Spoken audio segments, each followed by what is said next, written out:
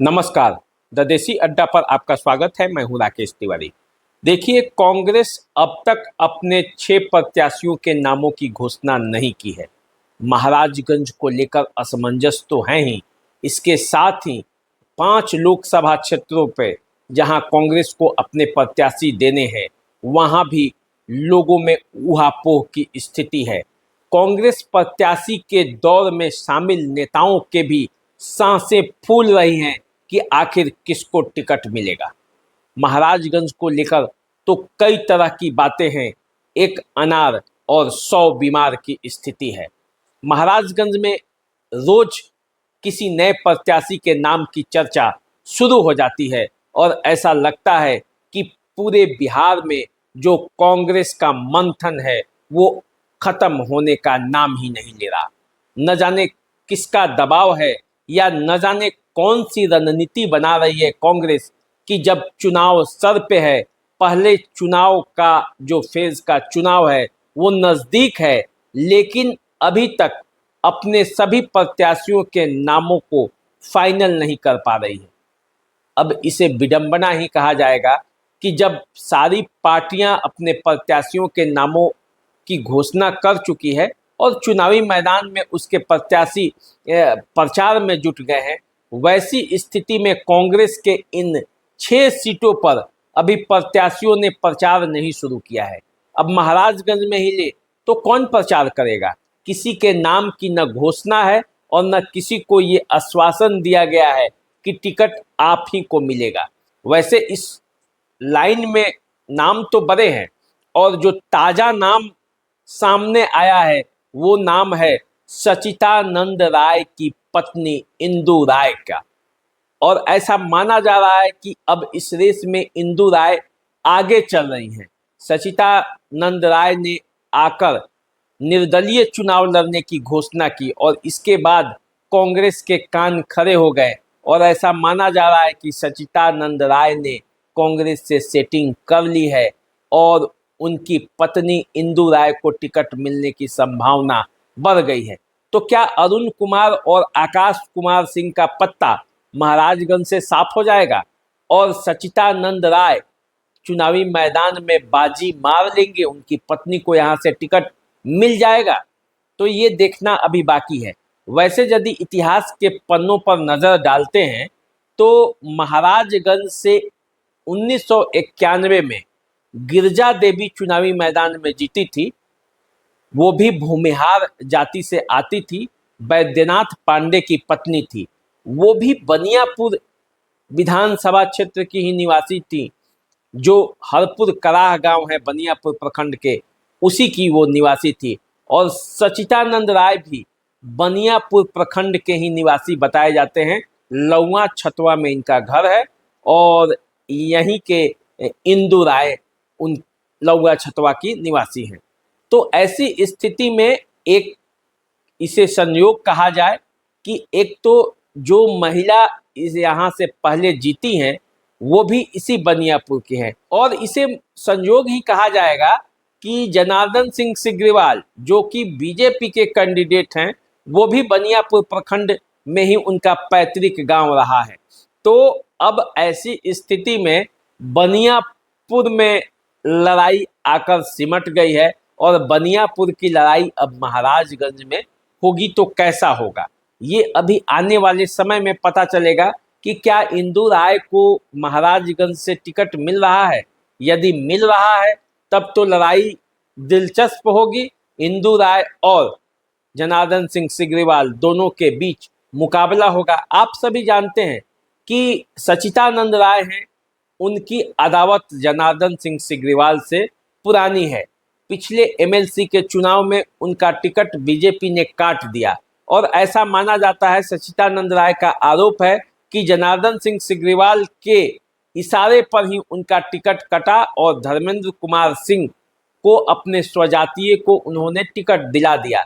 हालांकि धर्मेंद्र कुमार सिंह को उतना वोट नहीं मिला जितना बीजेपी को मिलते आया था। सचितानंद राय निर्दलीय रहकर भी चुनाव जीत गए और अपना जो कामयाबी का झंडा है उन्होंने गाड़ दिया। सचितानंद राय पूंजीपति हैं, उनका अपना व्यवसाय है, कारोबार है। कोलकाता से लेकर बिहार तक उनका साम्राज्य है।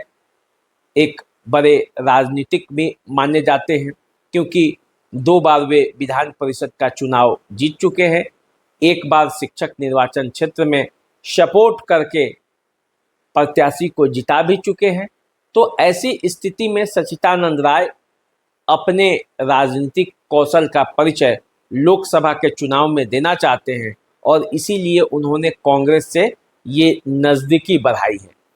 अब जो स्थिति है उसमें यदि सच्चिदानंद राय की पत्नी इंदु राय को टिकट मिलता है तो क्या यहाँ से आकाश कुमार सिंह जो अखिलेश प्रसाद सिंह के पुत्र हैं उनका टिकट कट जाएगा? क्या अरुण कुमार टिकट से बेदखल हो जाएंगे? ये एक सवाल है और इसी सवाल पर टिका हुआ है कि कांग्रेस आगे क्या करती है। अब ये जो पूरा क्षेत्र में तरह तरह की चर्चाएं हैं उसका एकमात्र कारण ये है कि कांग्रेस अपने प्रत्याशियों की घोषणा नहीं कर रही है। सभी क्षेत्रों में हल्ला है। जैसे महाराजगंज में इन लोगों का हल्ला है, उसी तरह पश्चिमी चंपारण से ये हल्ला है कि पश्चिमी चंपारण से कांग्रेस के उम्मीदवार कौन होंगे जो पश्चिमी चंपारण में कांग्रेस से चुनावी मैदान में उतरेंगे और संजय जायसवाल को चुनौती देंगे। तो पश्चिमी चंपारण में जिस व्यक्ति का नाम चल रहा है उसमें शाश्वत केदार हैं, उसमें मनमोहन तिवारी है, उसमें आर.एस. पांडे हैं, उसमें ब्रजेश पांडे का भी नाम चल रहा है। तो यहाँ भी कई लोगों का नाम चल रहा है और ये नाम ही आम जनता में जो है वो खलबली मचा रहा है कि आखिर इसमें से आएगा कौन और ये कब आएगा, क्योंकि अब चुनाव तो नज़दीक आ गए हैं और सभी दूसरे पहलवान जो है वो मैदान में उतर चुके हैं। ऐसे में कांग्रेस समर्थक अपने उम्मीदवार की तलाश में है कि आखिर उनका उम्मीदवार कहाँ है और वे किसके पक्ष में चुनाव प्रचार करें और कहाँ जाएं, उन्हें समझ ही नहीं आ रहा है। अब इसके बाद यदि मुजफ्फरपुर की बात करते हैं तो यहाँ पे भी कई प्रत्याशी हैं। अजय निषाद को ऐसे माना जा रहा है कि वहाँ से टिकट मिलना तय है। विजेंद्र चौधरी भी लाइन में है। अब जब तक घोषणा नहीं होती है तब तक फाइनल रूप से कैसे कोई कह दे।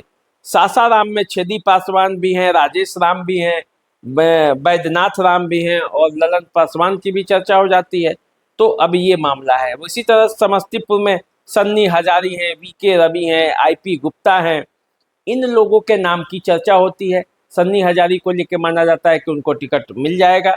अब महाराजगंज, समस्तीपुर, सासाराम, मुजफ्फरपुर, पश्चिमी चंपारण और पटना साहिब जहाँ से अंशुल अभिजीत के नाम की चर्चा है, इन सभी 6 जगहों पे कांग्रेस के समर्थकों में मायूसी है कि अभी तक उनके उम्मीदवार आए नहीं मैदान में। तो आखिर वे किस तरह से जाकर प्रचार में जुटे और कैसे आगे का काम करें। अब समय भी नज़दीक है। दूसरे प्रत्याशी जो विपक्षी दल के उम्मीदवार हैं वो महीनों से चुनाव प्रचार में जुटे हुए हैं। महाराजगंज में ही देखिए, जनार्दन सिंह सिग्रीवाल चुनाव कार्यालय खोलकर कब से चुनावी मैदान में डटे हुए हैं। कई क्षेत्रों में तो वे घूम चुके हैं। लगभग आधा से अधिक क्षेत्रों का उन्होंने दौरा पूरा कर लिया है। ऐसी स्थिति में यदि आप अपने उम्मीदवार को मैदान में नहीं भेजिएगा समय पे तो दिक्कत तो होना स्वाभाविक है। तो अब देखना है कि कांग्रेस का ये जो उम्मीदवार है इनकी घोषणा कब होती है। क्षेत्र में लेकर तरह तरह की चर्चाएं हैं और लोग चाहते हैं कि जितना जल्द इनकी घोषणा हो जाए और ये मैदान में आ जाए ताकि ये पता चले कि आखिर समीकरण होने वाला क्या है। सांसें सबकी फूल रही है, नेताओं की खासकर, और जनता की तो उसमें बेचैनी तो है ही कि वो जान सके, ये उत्सुकता है कि आखिर उसके प्रत्याशी कौन है। तो देखिए कांग्रेस कब तक घोषणा करती है, क्योंकि अब तो नेता भी बताते हैं कि आज हो जाएगा, 3 दिनों में हो जाएगा, लेकिन होता नहीं है।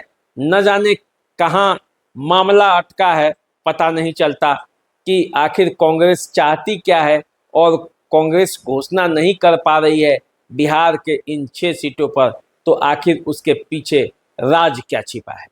तो चलिए आप हमारे चैनल को सब्सक्राइब कीजिए, फेसबुक इंस्टाग्राम पे हमें फॉलो कीजिए। हमें दीजिए अभी इजाज़त। नमस्कार।